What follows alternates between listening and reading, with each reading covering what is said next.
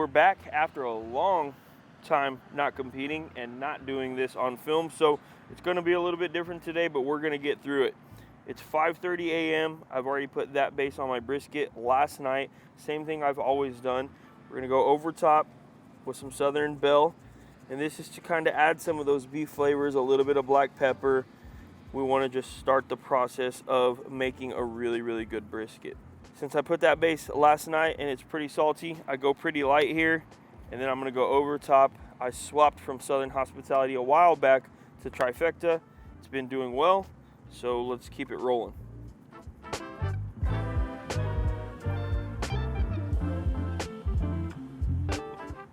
My flat looks great, but let's go ahead and work on my point now.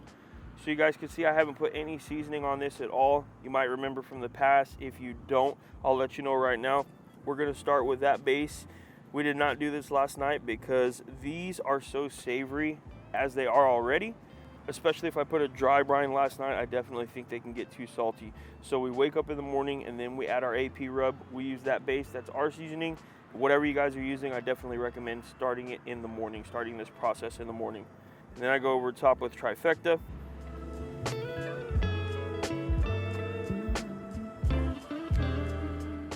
And overall, this is going to be a pretty light layer. What I'm looking for here is a really, really good color on these burnt ends. The same thing with the brisket flat, but it matters a little bit more to me on the burnt end because this is going to get a little bit darker, almost black over time. Now we're going to go straight into my Outlaw stick burner, and I always put it all the way to the left. This is going to be the hottest spot for me. I like to cook this pretty hot, but my smoker is also not to temp. I just barely started my Royal Oak lump charcoal. There's no wood in there yet, but I like to put it in there because I found when I put it on and it's too hot, that brisket will curl up a lot. I'm not saying this won't happen, but I've noticed that this helps out the process a little bit. Competition barbecue is real tedious. Sometimes it doesn't make sense, but we are going to do a lot of rotating here. We'll make sure that that heat is hitting this side of the brisket, which will be my right, and then also we'll rotate and make sure it hits the left side and just make sure we have everything cooking nice and even. All right, ribs are staying the same. Last night we ran that base on them just like the brisket. We're gonna go over top now. Well, we're on the back side first, but we're gonna start with Southern Belle. And the process I like to start here is seeing that pepper. So this is a beef rub, but it does have that black pepper that starts to pop through, and that's something that I really enjoy in barbecue. So we're gonna go ahead, and I always tell people, if you're not seeing black pepper come out of your Southern Belle shaker, go ahead and shake it, go ahead and hit it a little bit, and start seasoning again. So you can see this is very subtle, but you can see that black pepper coming through, and we're starting to layer the flavor now. Last layer is going to be Southern Hospitality right over top. Starting to get a little cool out here. And we go a little bit lighter on the backside than we do on the top. And that's because this is going to be, of course, meat side up the whole time. We notice that sometimes this can get just a little bit out of hand, especially with, you know, some sugary rubs.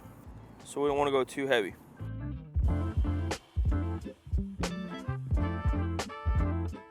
I'm also just going to start seasoning my pork. While I do this, I'm going to let this sweat in on my ribs just a little bit, and then we'll flip them over and we will do the top side. So this is also going to be pretty much the same process. We had that base from the night before. Now we're going over with some Southern Belle, but the difference on pork is that we're going to go over with Trifecta on top.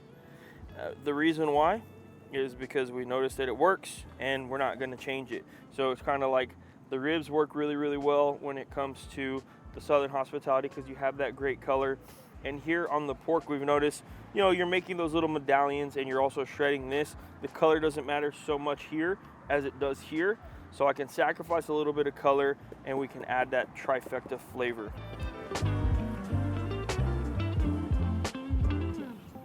I just want to make sure to kind of roll this and get the whole thing seasoned. It's actually really hard to season outside, so if you guys can season inside, definitely do it. The reason we do it is because we have kids and we want to let them sleep, but the crazy thing is all of our kids are awake right now at 5:30. My son doesn't sleep very well in the trailer like ever, so he'll always wake up and just wake everybody up with him. This is what it is. They'll sleep good tonight.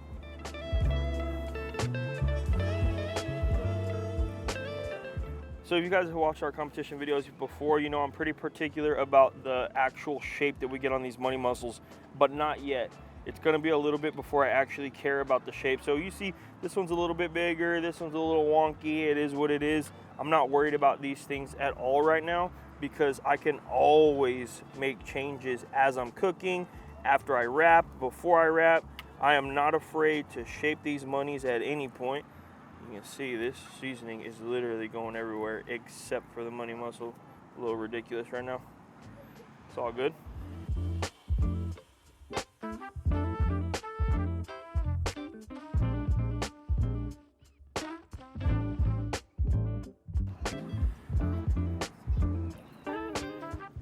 After a few minutes, we'll flip these ribs over. We'll try and play the wind here. And seriously, if you guys have a way to season inside, man, do it. This is not ideal at all. I'm not too happy about this, if I'm being real. Like I said, competition barbecue is real particular, and you can see I'm trying to season one, and then the rest of them are getting seasoned. But it's all good. Partly it's for being outside for the kids. The other part is because it's easier to film out here, and we want to show you guys what we're doing. So now, I'm going to spread these out a little bit. We'll go over top with Southern Hospitality. And if you guys remember from the last video we did, or from the last time you ever saw us, man, I'm pretty light on seasoning. Pork, ribs, everything else can be a little bit heavier, but I'm really particular about color on these, so I like to go a little bit lighter. You see how like I'm seasoning here and I'm getting this side really heavy? I'm not happy about that.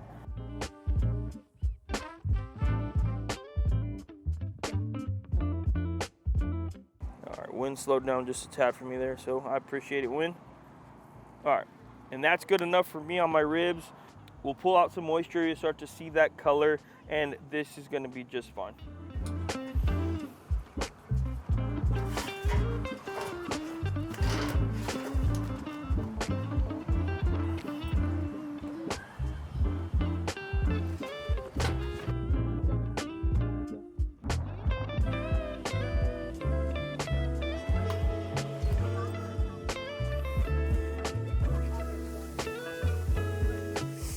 Right at 7 a.m. now. We're gonna go ahead and put on our pork spare ribs. Actually gonna push that back a little bit. We'll do these a little bit different today. And we'll do it like that. So I've got my Outlaw water pan full with water. We'll go ahead and close this down. At 7 o'clock, we'll also put on our pork butt.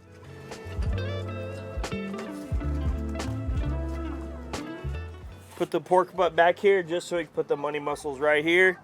And they're out of the way. It's right at 7:30 now, so I'm gonna put my money muscles on, and while I'm doing this, I'm gonna take that time to spray everything down with some avocado oil. And we'll spray these ribs. Got a little blood spot there, not a huge deal. I'll take care of that in a little bit. It's right at 8 a.m. We've had this brisket on for exactly 2 hours. We're gonna go ahead and take it off. I'm not looking at anything besides the color on this. I kind of mentioned earlier that we'll have a little bit of curl up, but I've noticed that it reduces heavily when we put that brisket on a little bit earlier. Those right there are my burnt ends. They're looking exactly the way I want them. All right, so brisket is going to go into a pan here. And from here, we're gonna go ahead and pour in some liquids. Dropped a little bit, all good. And we'll go up about halfway on this brisket. So as this brisket keeps cooking, because this is not necessarily a backyard brisket, it's going to continue to release a little bit of water and juices. This is actually going to elevate a little bit, so I just want to make sure I have enough room in there. We're also going to add our burnt ends to a small pan as well. And we are going to go ahead and fill this up just the same. That should be good. And we always want to make sure that we save the reserve liquids here, just in case we need these in the end to add to our au jus or just to add a little bit of moisture. We have something here.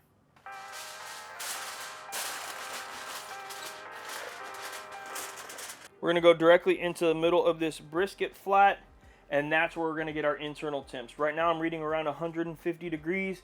Like I told you guys earlier, I'm not worried about temperature at all. We just want to wrap to color. We want to make sure we preserve that, and we'll get those good slices in a little bit. We're just going to go ahead and put everything back into the smoker. and we'll continue to rotate this throughout the cook. Just about an hour or so later, my ribs are exactly where I want them as well. I knew they were going to be here, so let's go ahead and take these off as well. Now it's time to wrap ribs, so I'm going to go ahead, I'm going to go over my butter with sauce, because that's just what I do. Then we'll go ahead and put the ribs right on top. And what I like to do is I like to personally go through and find the bones, kind of push back to start breaking that membrane to where we could try to get some good pullback. Doesn't always work, but I'll just put a little pressure there. And if it goes through, cool. If it doesn't, that's cool too. So this one doesn't feel like it's budging too much, but it just is what it is. We're going to keep on going. Now we're just going to go over top with a little bit of Blues Hog Original. I like to get a little basting brush and just lightly brush over. And that's just because sometimes when you put sauce, you can get like little dark spots. I want them to be more even if there's going to be any at all. I mean, I hope there's none, but you know, you never know what's going to happen. I'll take 2 pieces of foil and I will start but not finish the wrapping process. Do this, pull the sides in. That way, whenever I go to use my liquid, nothing's spilling everywhere. You can tell I haven't done this in a while because I almost forgot the sugar in the raw. And this is actually typically not the way to measure liquid in one of these, but we do it anyway. So I'm going to do 2/3 of a cup. And then we're just going to go ahead and wrap these up nice and tight. And they'll go right back onto the smoker exactly like this. Back onto the smoker. We'll keep these rock and rolling. Alright, I've got my money muscles in here now. And all I'm going to do is just cut 1 stick of butter. And we're going to put it into this pan. Then I'm going to go ahead and get my sauce. Always got to put it on the butter first. We're going to go ahead and put it over top of these monies. Same thing. Kind of paint it in. Just to give you a little bit of insight on how much I'm using. There's still about 1/4 of that bottle in there. And I still have to put some on top of my full pork butt as well. So not going too crazy with it, but definitely using it. All right, and then on the pork, all I'm doing is I'm using half of my liquids here, and I just eyeball it. I don't think it has to be perfect here. I'm gonna put a probe right here into this money muscle, and we're shooting for 205 degrees before we pull it. I typically pull a little bit sooner than I think most people would, but we have a reason for that. Won't necessarily go too much into detail on why, but we do pull it a little bit sooner than I think most people do. Back onto the smoker. I'll do a little switcheroo here.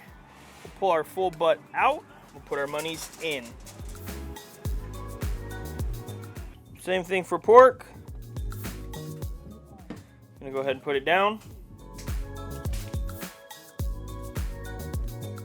Won't really worry too much about painting this one in because the outside of this doesn't really matter what it looks like in my opinion. We're gonna shred it up. That's just gonna add flavor to the overall au jus.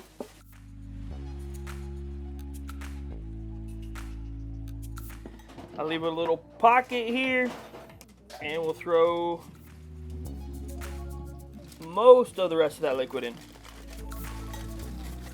And this will go back onto the smoker exactly like this.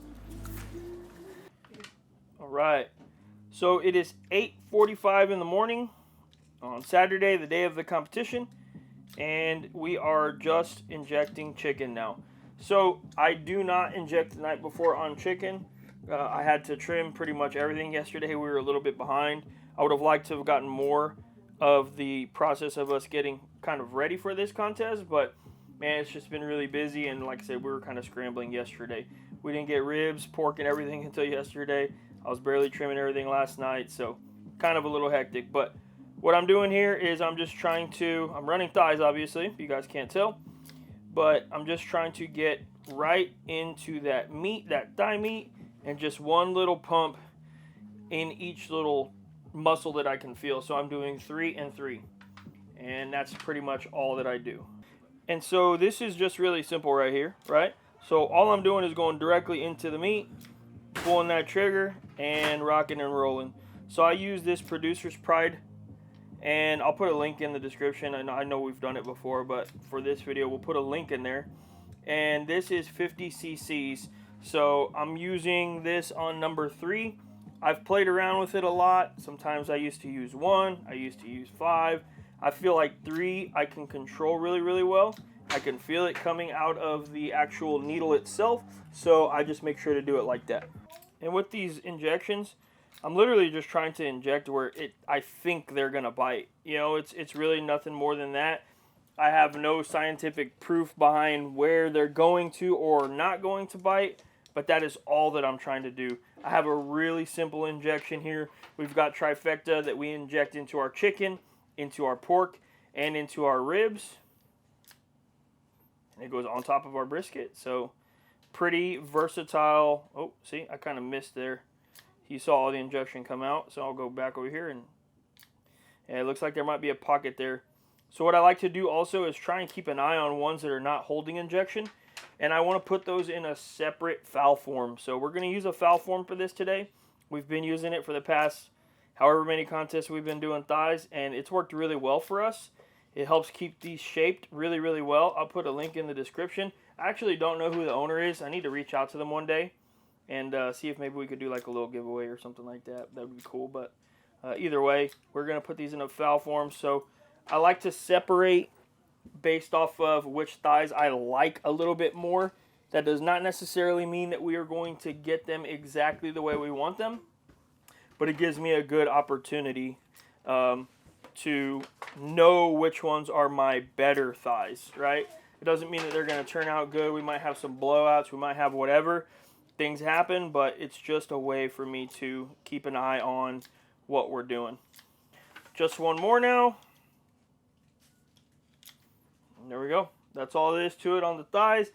You do want to save this leftover injection if you guys are going to try and do it the way we're doing it, because we do put that into our wrap. If we don't have enough, we'll also add some chicken broth. Now I'm going over the backside of these chicken thighs with that base. Salt, pepper, garlic, little MSG for some pop. And then I'm also going to do trifecta.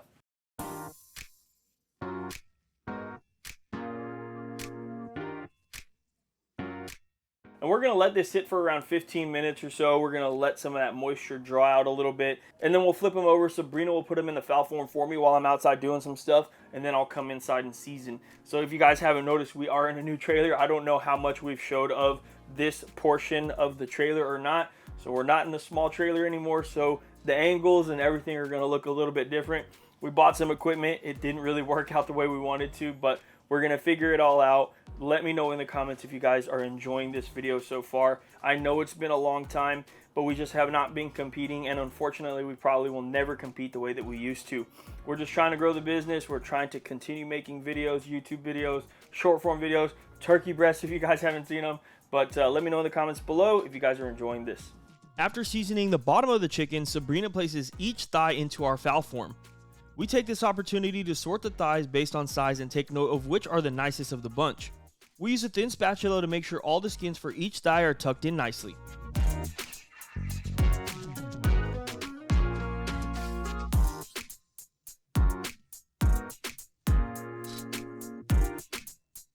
Alright, it's 9:25. I seasoned the bottom of those chicken thighs.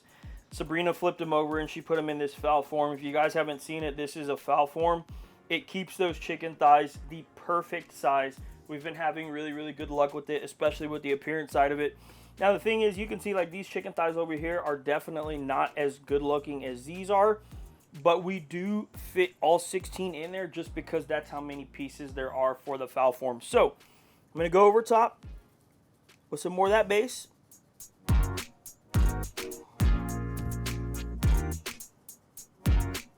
And then we're going to go over top with trifecta. Trifecta's already inside of this chicken. And you can see we're going pretty light so far.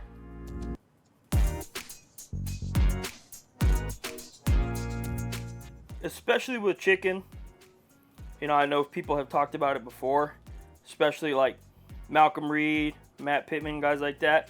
But man, seasoning from up high is so much better in a situation like this where you're trying to get a really, really even layer. I'm not saying you're always going to do it. I'm not saying you're going to be perfect every time, but man, I do think it helps a lot. You can see we got a really, really good color. We got a really, really good pepper pop coming through on everything so far. But last but not least, I want to hit it with some Southern hospitality. I want this chicken to have a really, really nice red color. And you can see once you start hitting that chicken with that Southern hospitality, that color changes pretty quickly. And it is exactly the way I want it. So it doesn't take much, but I definitely want to get some Southern hospitality all over. Add a little sweetness to this chicken. We also use this as our finishing dust as well. Very, very simple finishing dust. It is this. It is quite literally this as our dust. So these are going to sit here for the next 30 minutes before we put them on the smoker. It's right at 10 a.m. now. We're going to put our chicken thighs on our Quattro D drum. Nice little sizz. No protection on the bottom of these. I run them wide open for now. We'll protect them in a little bit. It's right around 10 a.m. I want to take my ribs out and I just want to see where they're at. I want to feel them. At this point, I'm not even worried about a temp, but I will show you that they're about 195. So they're not where I want them yet, but I did want to make sure that we're at least keeping an eye on them. I said it's 10:10. We still got plenty of time. We're not even going to check the others yet. I'm not going to look at these again until 11. Put them right back in the same spot. My pork is beeping at me. So let's just go ahead and probe this. Whew, it's hot. Smells really good. That's a good sign. Always a good sign. So again, I'm not even worried about a temp right now. Oh yeah, that feels really good. We're around 203, 202. I still think we have a little bit of ways to go. We're not going to go too much further. We'll probably give these another 20 to 30 minutes. They're really, really close, but they could definitely be more tender. The money muscles are done, so now it's time to start the resting process. We start by removing all the au jus and separating it in a grease separator.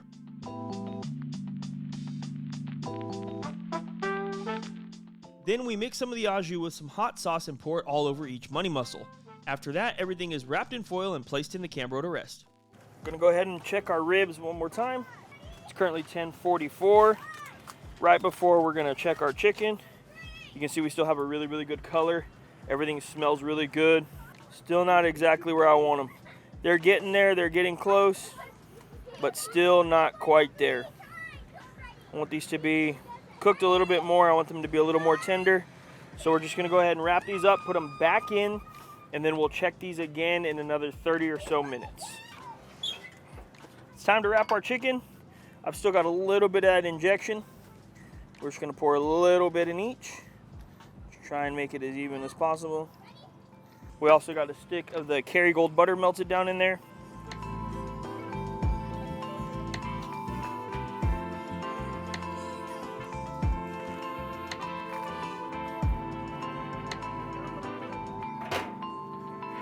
Yeah.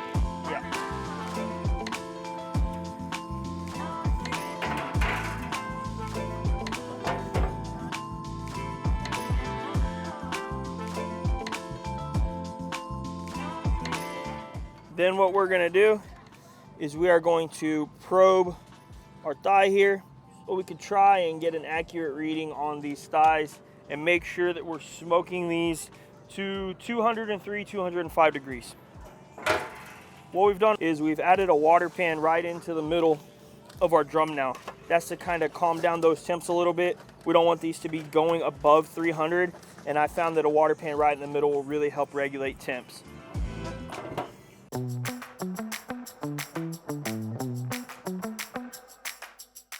The brisket has reached 210 degrees and is probe tender, so we're going to let it sit on the counter to vent for 10 minutes before putting it in the Cambro to rest. Now that the chicken thighs are done, we're going to take them inside and remove our top grate and water pan from the drum.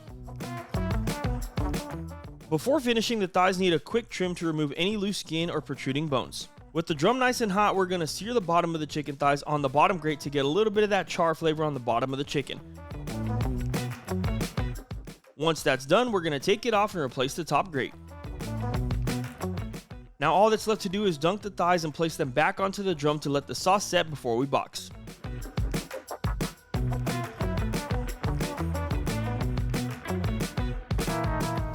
Gonna go ahead and place these here, right into the box.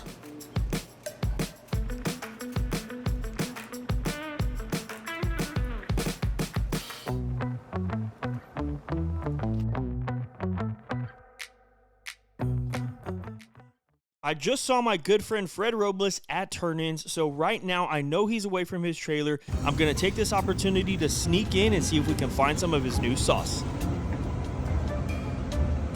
That's what I'm after.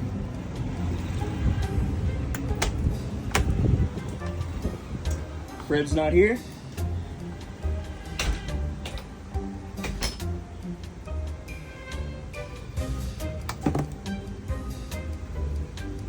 It's real good. We're out.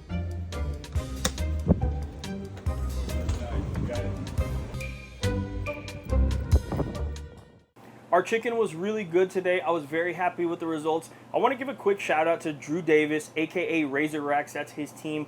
Last weekend when we were in Roswell, Georgia at the Royal Oak Invitational, we tried his chicken and there was some flavors there that I 100% picked up, and it really influenced us to make some changes to our chicken. His was incredible. I believe he walked 6th place chicken out of 35 of the best teams in the United States. And I just shout out to Drew, shout out to Razor Racks. If you're watching this, man, I really appreciate you letting me bite that chicken. His rib was fire as well, but that chicken really influenced us to make a few changes, and we'll see how it does.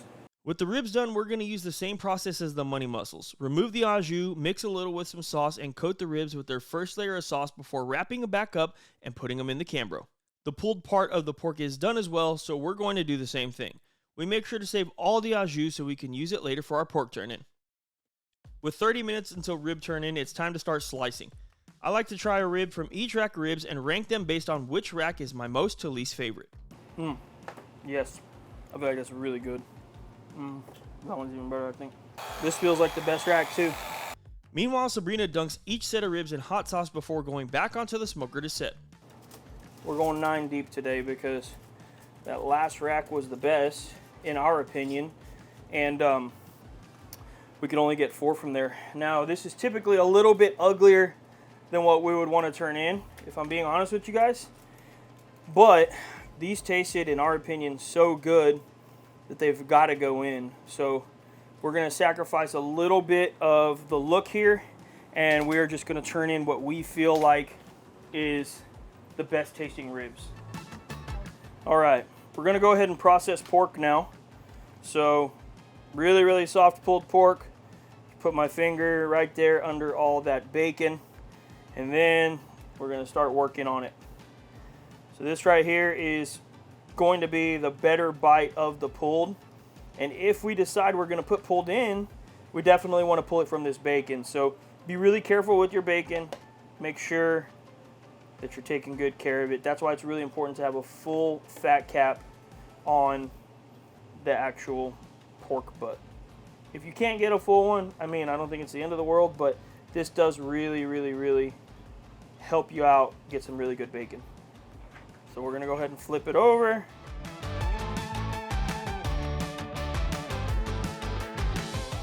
What I don't want in my pulled pork is any hard bites. So like this piece right here, if you guys see that in the camera, that's a little bit hard. That's bark, which it's going to taste really good, but it's a little hard. And I don't want the judges to eat that. So I take my time pretty good here. At this point it is 1:10. So we almost have a full hour until pork turn-in. So I'm going to go ahead and throw all this fat away because that is inedible. But I got all my bacon right here in the corner. And then we're going to start processing the rest of the pork. So you can see here that I'm able to pull out some tubes. There it is, a really, really nice tube. Put that to the side. Got a tube right here that comes out really, really easily. All right, so got that tube. Trying to keep everything intact for the time being. If it falls apart, it is what it is. We've talked about this before in past videos, but there's like different textures on this pork butt, right? I'm not going to get into the science about it because I don't know what the science is, but there is 100% pieces that are almost like white meat. They're a little bit drier, and then there's the pieces that are a little bit closer to like a dark meat, and those are going to be a lot more tender and juicy in my opinion. So those are the ones that we really like to focus on and put in the box because we want them to have a really nice and tender bite.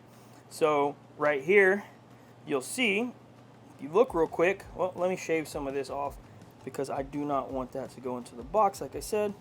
A little tip too that I've kind of noticed is when you're running your knife across the pork, it'll kind of flake sometimes, and then I just like to run it back the other way because that's the way the grain is kind of running. That makes it a little bit easier. Now we're getting to some really good stuff. So this is actually the money muscle and the tubes directly around the money muscle.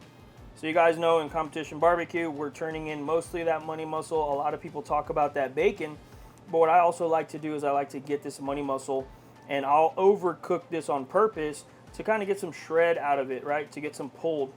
So this is literally the money from that pork butt. So what I'll do is I'll quite literally cut off the fat here. Took a little meat, no biggie. Piece right there that's a little hard, we don't want. And this shreds like butter. Check it out. So you'll see it shreds like butter. It's almost like beef cheeks or barbacoa. It's really, really tasty. It's really, really good. And this is also gonna help hold heat. So it is a different texture than this pulled that we have over here, but I'll put this right under all this good stuff because my point of view is, okay, I want them to get bacon, but if they don't get bacon, they're gonna get some really good tubes. And if they get down to the money muscle, man, nobody hates a good money muscle. So we're just trying to give them layers of really good options because anything that's in the box, they technically can try, and they probably, well, not probably, but they might get down there. So you wanna make sure that everything is good. So like this piece right here, talked about earlier, it comes apart, but you can see it's stringy. It's a little bit dry. It might not be the best for the judges. But what we're gonna do is we're still gonna put this in some foil. And the reason is because we basically braise this pork for the rest of the time until it's time to turn in. So it's gonna be sitting in juices. It's gonna be getting a lot of heat, and it's gonna help hold heat in that box. And that's exactly what we're looking for. All right, now what I wanna do, I wanna get some foil, and I'm gonna start creating a little pocket that we can put this on. So I got my dry pieces, I've got my money muscle, and then I've got my tubes that are not going to be broken up just yet. All right, on top of everything else, I've got some delicious bacon. So I know the layers that are in this now. So what I'm gonna do is I'm gonna do this pretty much like I do everything else. And then we're just gonna drown it in au jus, and this is gonna go directly onto the smoker. Get some au jus, probably make a mess. Sorry, babe. Oh yeah, I got it. Drown it. I'm drowning it in au jus. It's quite literally overflowing. You can see it here, overflowing. But that's what I want. I want this back on the smoker, and I want this to stay really, really hot. Okay, now we're gonna start working on these money muscles. I'm gonna take my first cut.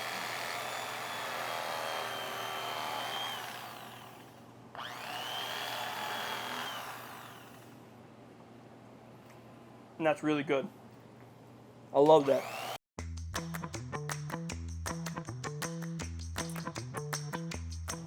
Pretty good piece right there, plenty of moisture. We're gonna go ahead and put these into au jus as well.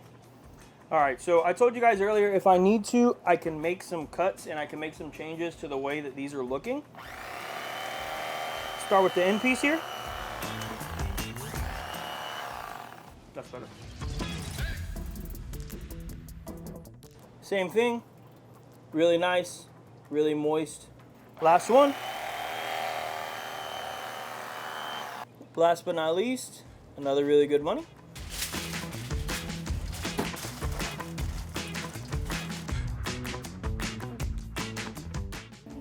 We are putting some sauce on the pulled, and then we're putting some finishing powder on it.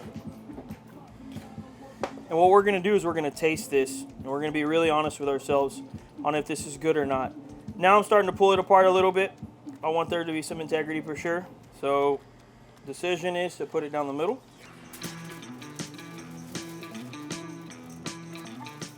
I don't love the shape on this one. I'm gonna carve a little. Better? It's time to finish up the monies. So I picked the best ones and trimmed them to make sure the slices are all uniform in size and shape before dunking it in hot sauce and boxing.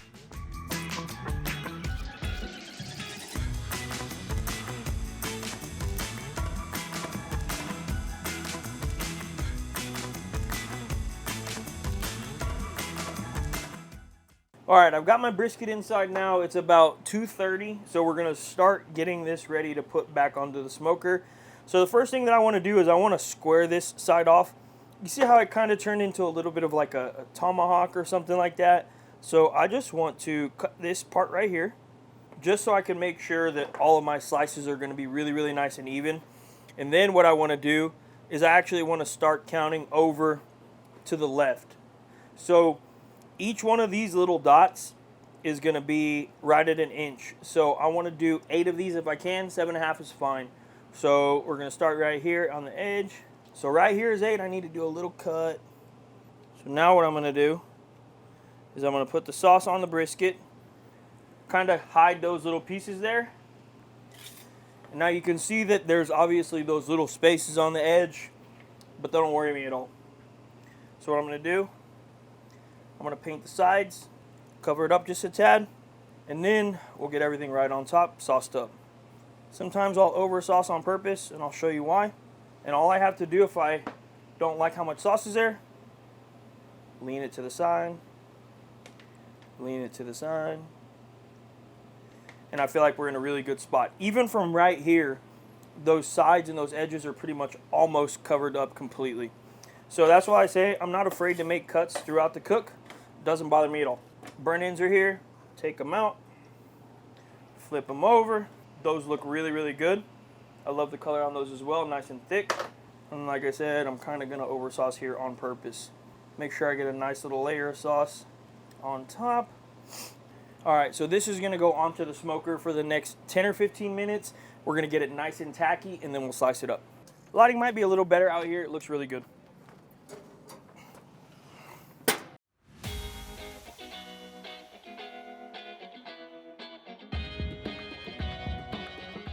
It's down to the wire for brisket. With the burn ends cut and sauced, all that's left to do is slice the brisket and brush with sauce and au jus before heading straight into the box.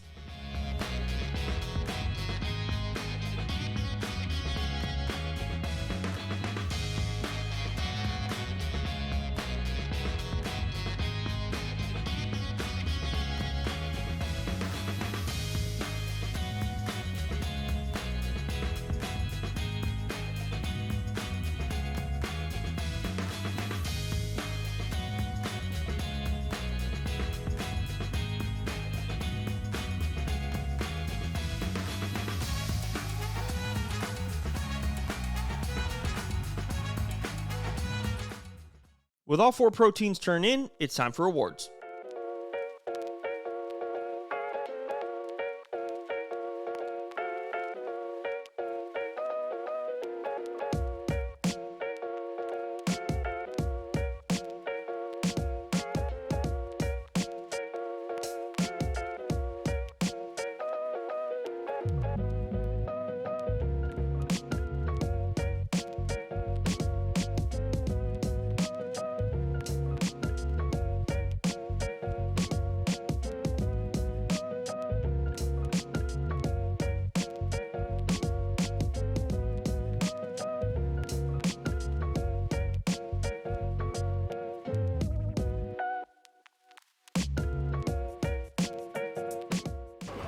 They were pretty good today.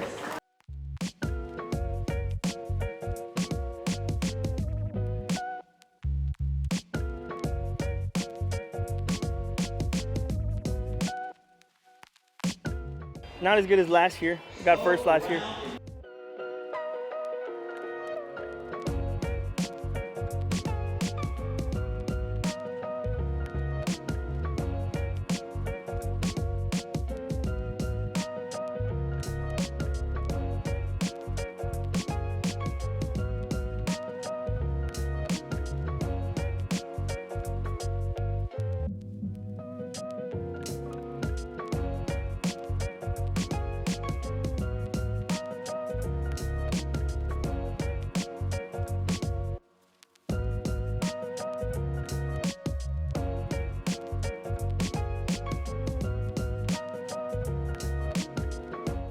We ended up with a 10th overall out of a group of strong cooks.